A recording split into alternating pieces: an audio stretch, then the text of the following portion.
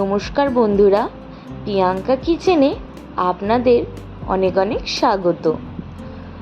তো গরমকাল যেমনি পড়ে গেছে সেমনি আমের সিজনও, কাঁচা আম পাকা আম।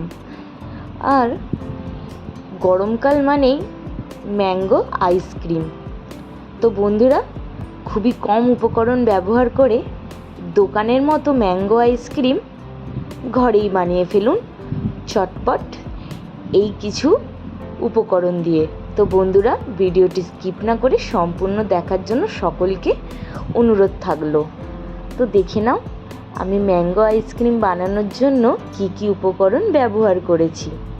এখানে প্রথমে আমি বড় বড় দুটো আম নিয়েছি আর একটা ফুল আমুলের ক্রিম, যেটার প্রাইস তোমাদের খুব জোর 60 টাকা পড়বে। আর কিছু পরিমাণ চিনির পরিমাণটা আমি এখানে একটু কমই রেখেছি, কারণ পাকা আমও মিষ্টি হয় আর ক্রিমও মিষ্টি হয়। আর এখানে আমুল দুধ ব্যবহার করেছি, গুঁড়ো দুধটা দিলে কিন্তু ফ্লেভারটা খুবই ভালো আসে।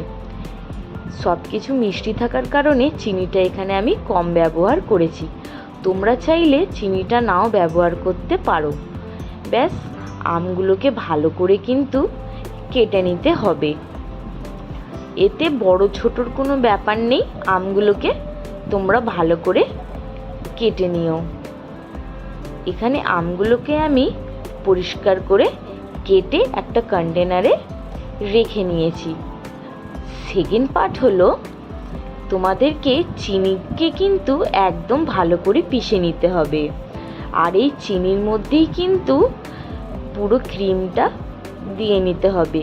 দিয়ে কিন্তু ভালো করে মিক্সি করে এই মিক্সচারটা সাইডে কিন্তু অল্প তুলে নিতে হবে। আর অল্প পরিমাণ আমের সাথে ব্লেন্ড করে নিতে হবে। করলেই কিন্তু দেখো একটা কত সুন্দর একটা টেক্সচার এসে গেছে, একদম ক্রিমি। দেখলে মনে হবে এখনই খেয়ে নিই। দেখো একদম গাঢ় একটা থিকনেস এসে গেছে। আর সেকেন্ড পার্টে আমি এখানে ম্যাঙ্গোটা কম ইউজ করেছি আর ক্রিমটা বেশি ইউজ করেছি বলে এর কালারটা একটু সাদা রয়েছে। আর আমি এখানে ম্যাঙ্গো দিয়ে দিচ্ছি, যাতে আইসক্রিম খাওয়ার সময় বাইটে মুখে আসে আর এতে খেতে কিন্তু খুব ভাল লাগে।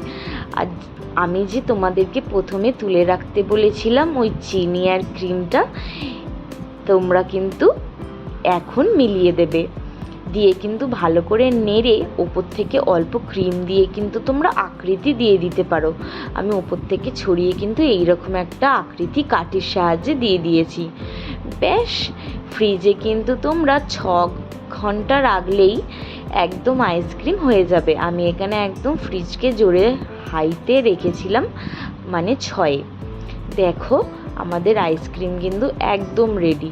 আর বিশ্বাস করো বন্ধুরা, আইসক্রিমটা খেতে আর দেখতে দুটোই কিন্তু একদম দোকানের মতো হয়েছিল।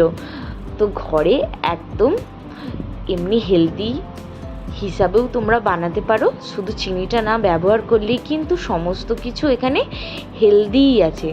চিনিটা কম লাগবে বলে আমি এখানে চিনিটা জাস্ট ব্যবহার করেছি। আইসক্রিমটা কিন্তু পুরোই দোকানের মতো হয়েছিল। বন্ধুরা, অবশ্যই কিন্তু ঘরে ট্রাই করো আর আমাকে জানাও যে তোমাদের এই ভিডিওটি কেমন লেগেছে। পরের ভিডিওতে আবার দেখা হচ্ছে। Bye bye.